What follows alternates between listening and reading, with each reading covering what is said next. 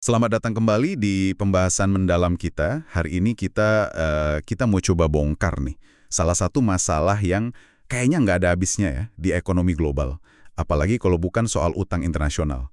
Ini bukan cuma angka loh, tapi ada cerita, ada dinamika di baliknya yang terus-terusan ngaruh kebijakan dunia, ya ujung-ujungnya ke hidup kita juga. Nah, pegangan utama kita kali ini, buku yang udah jadi icon ya, The Alchemy of Finance, karyanya George Soros. Kita bakal banyak lihat pandangan dia soal masalah utang internasional ini, terutama fokus kita di bab 5 ya. Tapi kita juga bakal tarik-tarik benang dari bagian lain yang nyambung juga di bukunya. Pokoknya kita mau lihat dari kacamata Soros nih, dia kan pelaku pasar banget ya. Gimana sih siklus utang ini mulai, terus ngegembung, terus tiba-tiba meletus, dan apa aja efeknya? Bisa ngasih gambaran yang lebih enak dicerna gitu. Langsung dari pemikiran Soros. Oke, jadi agenda kita nih.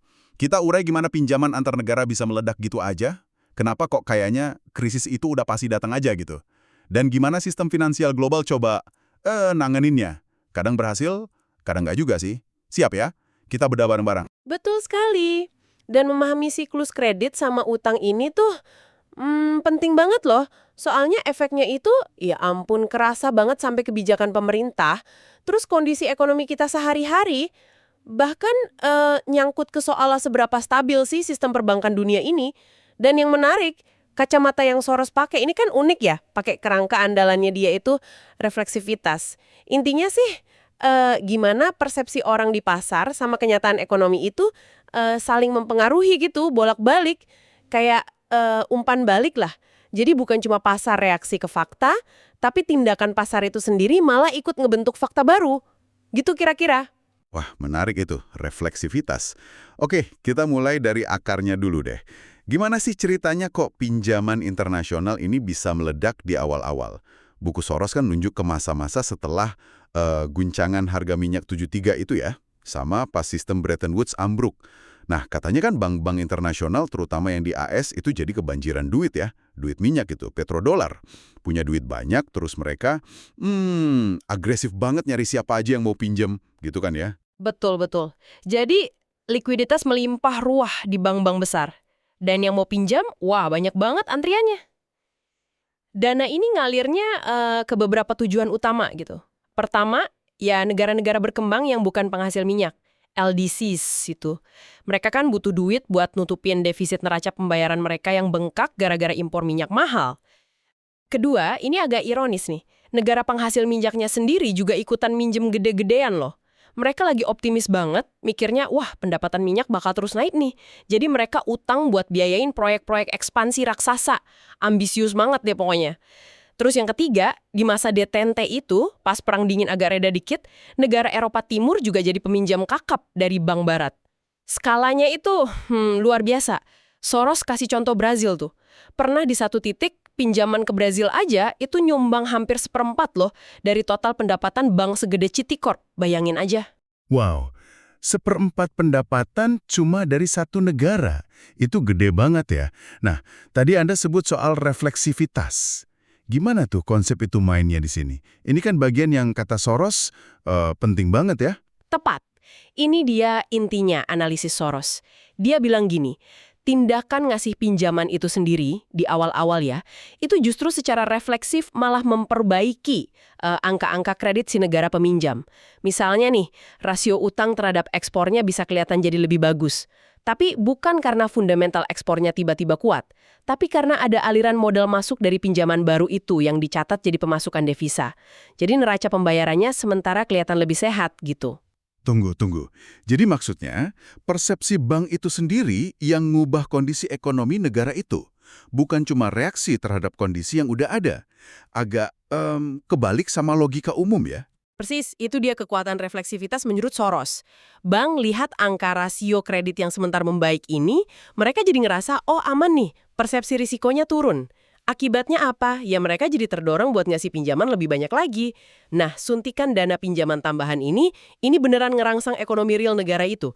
Investasi naik, PDB tumbuh, ekspor juga ikutan naik kan karena ada modal kerja, ada investasi baru.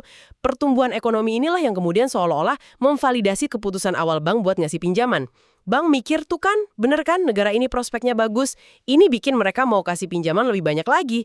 Jadilah lingkaran yang saling menguatkan. Soros nyebutnya self-reinforcing circle. Persepsi kredit bagus sama realitas ekonomi tumbuh karena pinjaman, itu saling ngasih makan gitu. Dan dorong siklusnya naik terus. Oh, jadi kayak bola salju gitu ya, tapi yang positif di awalnya. Tapi apa sih yang bikin persepsi bank itu kuat banget sampai mereka terus nambah pinjaman? Padahal kan resiko pasti ada ya. Nah, selain mekanisme refleksif tadi, Soros juga nunjuk ke iklim kompetisi antar bank yang, ketat banget waktu itu.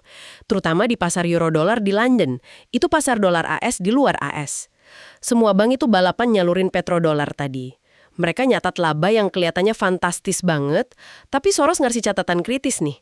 Laba ini kelihatan gede, sebagian karena bank-bank itu nggak disiplin nyisihin cadangan kerugian pinjaman, loan loss reserves, yang cukup. Mereka terlalu optimis, cenderung nggak baikan resiko gagal bayar yang sebenarnya lagi mereka tumpuk gede-gedean. Oke. Jadi ada masa-masa indahnya dulu ya, didorong refleksivitas sama kompetisi bank.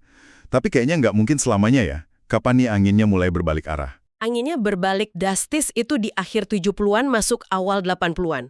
Penyebab utamanya perubahan besar di kebijakan moneter Amerika Serikat.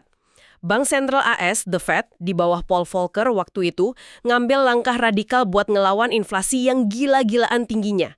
Mereka pakai pendekatan baru, monetarisme. Fokusnya ngendaliin jumlah uang beredar, bukan lagi ngatur suku bunga. Akibatnya, suku bunga dibiarin aja terbang bebas sampai ke level yang nggak kebayang sebelumnya, belasan bahkan puluhan %. Dan ini pas barengan sama eranya Reaganomics ya, kebijakan ekonominya Presiden Reagan. Gimana tuh dua hal ini nyambungnya? Justru tabrakan hebat. Di satu sisi, The Fed ngerempol dengan kebijakan moneter super ketat, suku bunga tinggi. Di sisi lain, pemerintahannya Reagan malah ngegas dengan kebijakan fiskal yang ekspansif banget. Ada pemotongan pajak gede-gedean, terutama buat korporasi sama orang kaya, terus belanja militer naik drastis. Hasil tabrakannya? Ya bisa ditebak, defisit anggaran pemerintah AS bengkak parah. Dan karena pemerintah perlu banyak pinjam buat nutupin defisitnya itu, di tengah kebijakan moneter ketat, akibatnya suku bunga real di AS, suku bunga setelah dikurangi inflasi, itu meroket tajam. Waduh, kebayang deh dampaknya buat negara-negara berkembang yang tadi lagi pesta utang itu. Brutal banget dampaknya, dan cepet. Mayoritas utang negara berkembang itu kan pakai suku bunga ngambang ya, floating rate, yang nyambungnya ke suku bunga pasar London, LIBOR, yang mana itu sangat dipengaruhi suku bunga AS. Pas suku bunga AS meroket, ya beban bunga utang mereka langsung melonjak gila-gilaan. Lingkaran yang tadinya jinak, benign circle yang saling nguatin ke atas, sekarang muter 180 derajat jadi lingkaran setan, vicious circle. Kemampuan mereka bayar utang langsung anjlok, pas banget di saat tagihan bunga mereka bengkak berkali-kali lipat.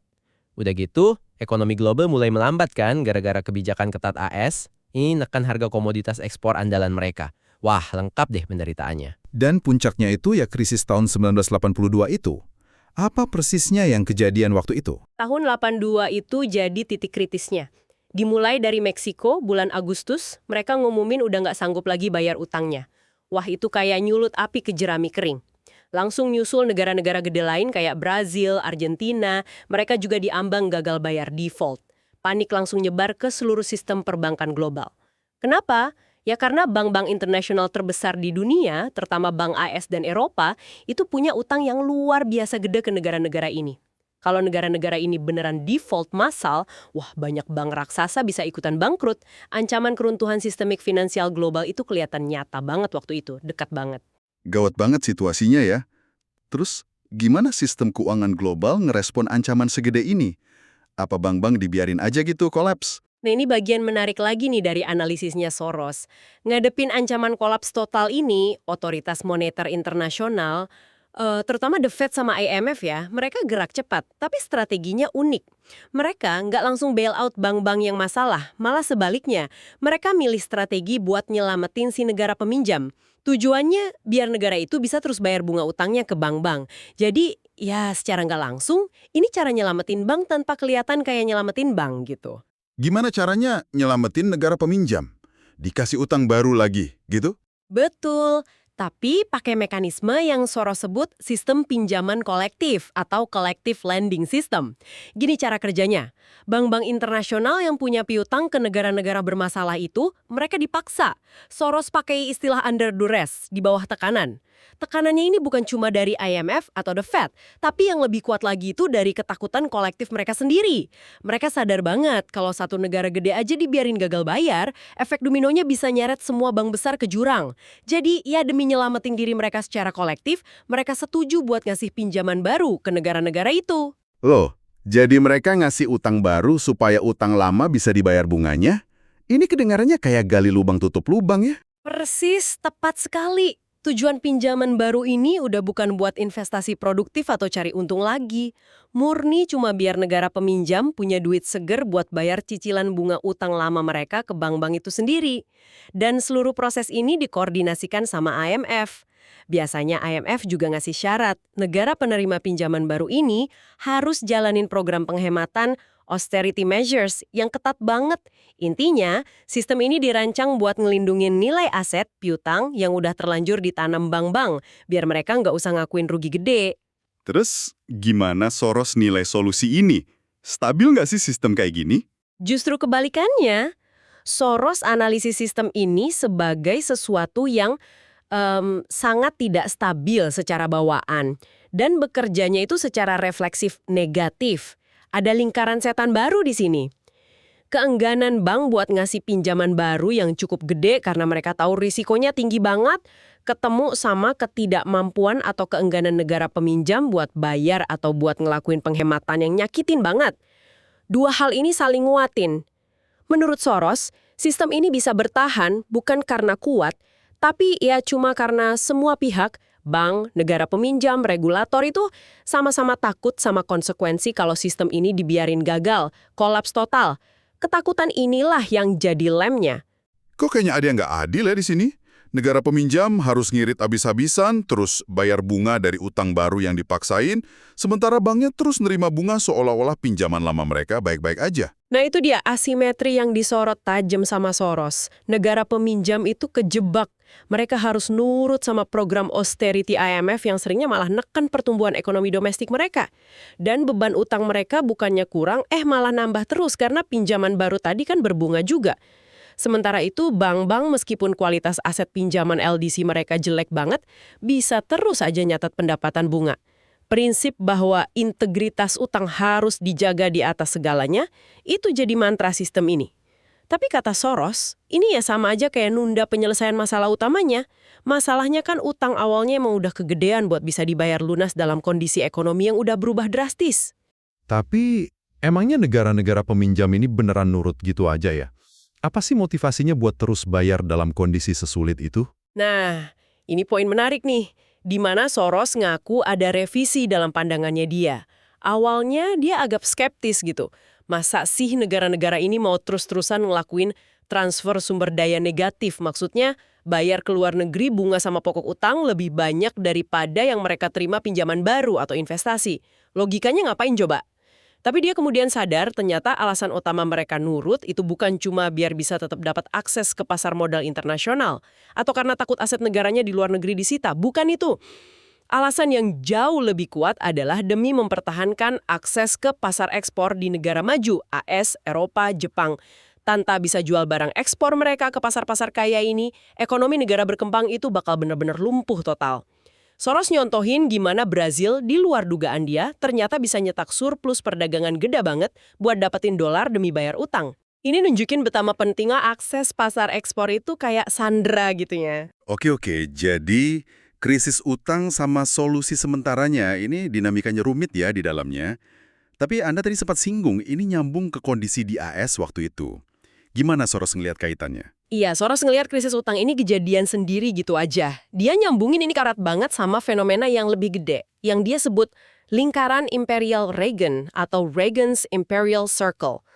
Ingat kan tadi kombinasi kebijakan fiskal longgar, defisit gede, sama moneter ketat suku bunga tinggi di AS.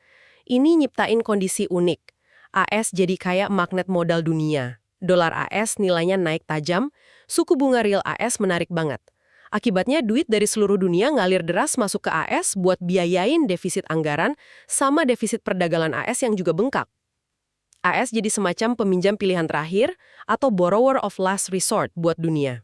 Jadi, AS bisa nikmatin pertumbuhan ekonomi sama dolar kuat yang dibiayain modal asing.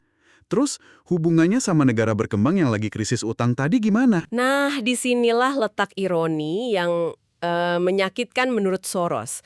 Lingkaran yang terasa jinak atau untungin buat AS ini, ekonomi tumbuh didorong stimulus fiskal dan modal masuk, inflasi terkendali sama moneter ketat dan dolar kuat, itu justru jadi lingkaran setan buat negara-negara berkembang yang minjem tadi. Kenapa? Pertama, mereka harus bayar bunga utang pakai dolar yang nilainya lagi mahal banget. Kedua, suku bunga real global yang tinggi yang dipicu kebijakan AS itu nyekek kemampuan investasi sama pertumbuhan mereka. Ketiga, buat dapetin dolar yang mereka butuhin banget, itu mereka dipaksa buat mati-matian genjot ekspor, seringnya ekspor komoditas primer yang harganya malah lagi turun di pasar dunia gara-gara ekonomi global melambat sama persaingan antar negara berkembang sendiri. Sementara itu, ekonomi domestik mereka hancur gara-gara program penghematan sama beban utang yang berat. Wah, jadi ini kayak ada transfer kekayaan gitu ya secara nggak langsung? Persis. Soros nunjukin ironi gede ini, transfer sumber daya real dari negara-negara berkembang yang lagi lilitan utang ke Amerika Serikat dalam bentuk pembayaran bunga utang yang gede, sama surplus perdagangan yang mereka hasilkan susah payah buat dapetin dolar itu, secara signifikan ngebantu nompang berjalannya lingkaran imperial Reagan. Dengan kata lain, negara-negara miskin dan berkembang ini secara nggak langsung ikut nyubsidi defisit sama konsumsi di AS pada periode itu. Gambaran yang cukup suram ya. Terus, gimana dampak krisis utang ini ke bank-bank AS sendiri, selain mereka diselamatin sama sistem pinjaman kolektif tadi? Apa mereka belajar gitu dari pengalaman ini? Dampaknya kompleks sih. Di satu sisi, sistem pinjaman kolektif sama kelonggaran aturan akuntansi dari regulator itu ngebolehin bank-bank besar AS buat nyembunyiin seberapa jelek sebenarnya kualitas pinjaman mereka ke negara berkembang, LDC. Mereka nggak harus langsung ngaku rugi gede. Misalnya biaya restrukturisasi utang bisa dibukukan seolah-olah itu pendapatan baru. Regulator kayak ngasih waktu gitu buat bank sembuh. Bank-bank didorong buat grow their way out of the problem. Artinya, nyoba tumbuh lebih cepat di bisnis lain buat nutupin potensi rugi di LDC. Nah, dorongan buat tumbuh cepat ini seringnya bikin mereka masuk ke area bisnis baru yang risikonya tinggi juga. Kayak misalnya ngedanain gelambang leveraged buyouts, LBO, pengambil alihan perusahaan gede pakai banyak utang yang lagi marak banget di era 80-an itu. Jadi, masalahnya nggak selesai dong ya? Cuma pindah bentuk atau disembunyiin aja sementara? Apa ini malah nimbulin masalah baru di dalam negeri AS sendiri? Tentu aja, masalahnya nggak berhenti di utang internasional. Kesulitan mulai nyebar ke pinjaman domestik bank-bank AS juga, terutama di sektor pertanian yang lagi krisis sama sektor energi, minyak dan gas yang harganya jatuh setelah booming sebelumnya. Contoh paling dramatis yang jadi simbol kerapuhan sistem waktu itu ya kolapsnya Continental Illinois Bank tahun 1984. Itu salah satu bank terbesar di AS loh waktu itu, tapi dia bisa ambruk gara-gara dua hal. Utang gede banget ke sektor energi yang macet, terutama dari bank kecil di Oklahoma, Penn Square Bank yang gagal duluan, sama ketergantungan dia yang tinggi banget ke dana jangka pendek dari pasar antar bank, hot money, yang langsung kabur begitu ada isu kepercayaan. Pemerintah AS akhirnya harus bailout gede-gedean buat nyegah panik sistemik. Selain bank komersial besar, bukannya ada krisis lain ya di lembaga keuangan AS waktu itu? Saya kayaknya pernah dengar soal krisis savings and loan. Bener banget. Periode yang sama juga diwarnai krisis di industri savings and loan, SNL. Itu lembaga simpan pinjam yang biasanya fokus ke kredit rumah IAS. Ini cerita klasik soal moral hazard yang jadi bencana. Gini ceritanya, industri SNL ini sebenarnya udah susah kondisinya karena modal mereka kegerus suku bunga tinggi di awal 80-an. Nah, pas lagi rapuh gitu, pemerintah malah ngelakuin deregulasi besar-besaran. Aturan soal aset apa aja yang boleh mereka punya, gimana cara operasinya, dilonggarin. Ditambah lagi, simpanan nasabah di SNL ini dijamin sama pemerintah federal lewat FSLIC, Federal Savings and Loan Insurance Corporation. Nah, ini kombinasi maut, modal tipis, aturan longgar, plus simpanan dijamin pemerintah. Ini nyiptain insentif buat operator SNL yang agresif. Seringnya pengusaha baru yang ngambil alih SNL sekarat buat judi dengan resiko tinggi. Mereka bisa narik banyak dana simpanan berjaminan pemerintah, terus diinvestasiin ke proyek spekulatif kayak properti komersial, junk bonds, macam-macam deh. Kalau untung, pemiliknya dapat banyak. Kalau rugi, ya pemerintah pembayar pajak yang nanggung sebagian besar ruginya lewat FSLIC. Soros nyebut ini formula bencana. Contoh ekstrimnya itu Financial Corporation of America di bawah Charles Schwab yang asetnya meledak gila-gilaan pakai praktek super berisiko sebelum akhirnya ambruk dan butuh penyelamatan mahal banget. Terus, gimana peran regulator dalam semua kekacauan ini, menurut Soros? Apa mereka lalai gitu? Soros punya pandangan yang berimbang tapi kritis ya. Di satu sisi, dia kritik regulator karena seringkali ketinggalan sama inovasi dan kecepatan pasar keuangan. Mereka juga kadang kena pengaruh tekanan politik atau lobi industri dan sama tekanan kompetitif antar lembaga yang mereka awasi. Nggak mau terlalu keras, nanti bank SNL di wilayahnya kalah saing. Tapi di sisi lain, Soros juga ngakuin kalau regulator, terutama bank sentral kayak The Fed, itu terbukti cukup efektif dalam manajemen krisis. Pas api benar-benar udah nyala gede dan ada ancaman sistemik kayak pas kasus penyelamatan Continental Illinois, bank sentral punya mandat, punya alat, dan punya kemauan politik buat bertindak cepat dan tegas biar nggak kolaps total. Mereka jago lah mademin kebakaran meskipun mungkin kurang berhasil nyegah apinya nyala. Tapi Soros neken ini, ada satu dilema fundamental yang tetap nggak selesai dan jadi bibit masalah di masa depan, yaitu ketidakseimbangan antara tren deregulasi lembaga keuangan penerima simpanan, bank, SNL, sama adanya jaminan simpanan oleh pemerintah. Kombinasi ini secara bawaan nyiptain insentif buat ngambil risiko berlebihan, moral hazard, sama ekspansi kredit yang nggak terkendali. Soalnya, kan potensi untung dinikmatin swasta, sementara sebagian besar potensi rugi akhirnya ditanggung publik lewat skema penjaminan. Ini bom waktu banget. Menarik ya, gimana semua ini saling nyambung gitu. Utang internasional, kebijakan AS, krisis perbankan domestik. Terus, apa dong kesimpulan akhir Soros dari periode ini? Dia ngelihat ada solusi atau perubahan mendasar gitu nggak? Di bagian akhir bab 8 itu, Soros nulis catatan tambahan, PS, bulan Desember 1986, yang isinya reflektif banget. Dia nyimpulin kalau siklus kredit dan utang internasional yang dia analisis itu kayaknya jadi macet atau stuck gitu, sejak puncak krisis tahun 1982. Intervensi kuat dari otoritas moneter memang berhasil nyegah skenario paling buruk, yaitu kolaps totalnya sistem perbankan global. Tapi intervensi itu juga pada saat yang sama gagal ngasilin pembalikan tren yang sebenarnya, gagal nyelesain akar masalah utang yang kegedean itu sendiri. Akibatnya, kita jadi hidup dalam sebuah sistem yang, menurut Soros, punya pola khas. Sistem ini terus-terusan jalan deketin tepi jurang bahaya. Entah bentuknya krisis utang LDC, defisit kembar AS, ketidakstabilan sistem moneter, gejolak harga minyak OPEC, kerapuhan perbankan, atau gelembung di pasar keuangan lain. Tapi, begitu bahaya itu kelihatan jelas banget dan nakutin, sistem lewat intervensi otoritas atau reaksi pasar bakal mundur selangkah dari tepi jurang. Terus, setelah ngerasa aman sebentar, proses yang sama bakal keulang lagi, mungkin dalam bentuk atau di area yang agak beda. Pola deketin krisis terus mundur tanpa solusi fundamental, ini terus berulang. Sistemnya nggak benar-benar kolaps, tapi ya nggak benar-benar sehat juga. Oke. Coba kita tarik benang merahnya sekali lagi ya. Dari obrolan kita barusan berdasarkan The Alchemy of Finance Soros, kita udah lihat nih, gimana ledakan pinjaman internasional pasca 73 itu bukan cuma kebetulan, tapi didorong mekanisme refleksif pinjaman itu sendiri, ngaruh ke persepsi yang dorong lebih banyak pinjaman lagi. Terus gimana perubahan kebijakan makroekonomi yang drastis di AS jadi pemicu krisis utang global 1982.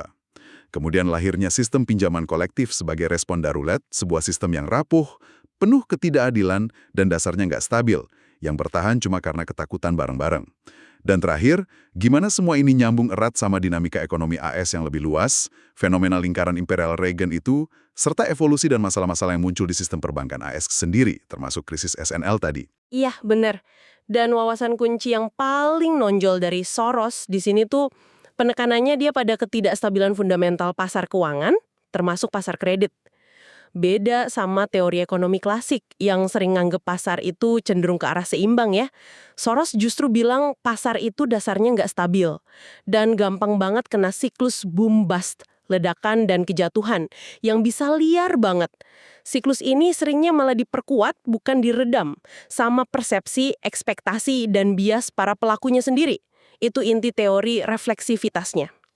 Nah, karena sifat bawaan yang nggak stabil ini, Soros ngelihat perlunya peran pengawasan regulasi dan dalam situasi tertentu ya, intervensi aktif dari otoritas moneter buat nyoba nyegah ekses pasar yang kelewatan bahaya dan jaga stabilitas sistemik. Pasar nggak bisa dibiarin gitu katanya. Jadi, apa artinya semua ini buat Anda? Yang dengerin. Mungkin ya, memahami analisis Soros soal siklus utang dan kredit ini bisa bantu kita ngelihat lebih dalam lagi. Nggak cuma sekedar berita utama soal negara X mau gagal bayar atau bank Y perlu diselamatin. Ini lebih ke nyoba ngenalin pola yang lebih mendasar. Pola yang kayaknya kok terus berulang ya di sistem keuangan global kita.